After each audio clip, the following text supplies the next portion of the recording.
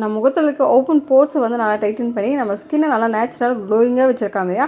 ஒரு சூப்பரான papaya ice cube எப்படி ரெடி பண்ணது தான் இந்த வீடியோ நான் உங்ககிட்ட ஷேர் பண்ண போகிறேன். இப்போ வாங்க நம்ம வீடியோக்குள்ளே போகலாம். இப்போ பார்த்தீங்கன்னா என்கிட்ட வந்து ஒரு பெரிய பழுத்த பப்பாளி பழம் இருக்குது. இதை வந்து சின்ன சின்ன பீஸாக வந்து நம்ம கட் பண்ணி எடுத்துக்கலாம். இப்போ வந்து இந்த கட் பண்ணி வச்சுருக்க பப்பாளி பழத்தை வந்து நான் மிக்ஸி ஜாரில் வந்து மாற்றிக்கிறேன். இதை வந்து நான் மிக்ஸியில் போட்டு நல்லா அரைச்சி எடுத்துக்கலாம். இப்போ பார்த்தீங்கன்னா இந்த பப்பாயா வந்து நல்லா அரைச்சி எடுத்தாச்சு. இது பார்க்கவே நல்லா க்ரீமியாக இருக்குது. இப்போ இது வந்து ஒரு ஐஸ் ட்ரேயில் வந்து நம்ம மாற்றிக்கலாம்.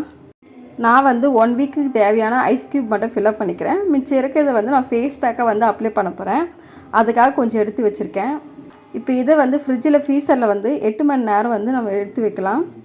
இப்போ பார்த்தீங்கன்னா 8 மணி நேரம் கழித்து நான் எடுத்திருக்கேன். நல்லா ஐஸ் க்யூப் ஆகிட்டு இருக்கு.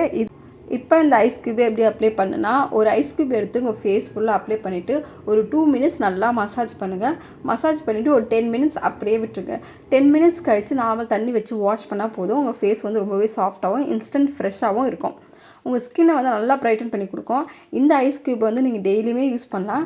டெய்லி ஒரு ஐஸ் க்யூப் மட்டும் யூஸ் பண்ணால் போதும். இந்த ஐஸ் க்யூபை நீங்கள் தொடர்ந்து யூஸ் பண்ணி வரும்போது உங்கள் ஸ்கின்னை வந்து நல்லா ப்ரைட்டன் பண்ணி கொடுக்கும். உங்கள் முகத்தில் இருக்க சுருக்கத்தையும் ஃபைன் லைன்ஸை ரெடியூஸ் பண்ணி உங்களுக்கு ஆக்னே வராமல் கண்ட்ரோல் பண்ணும். ஸ்கின் ஏஜிங்கை கண்ட்ரோல் பண்ணி உங்கள் ஸ்கின்னை நல்லா க்ளோயிங்காக வச்சுருக்கோம்.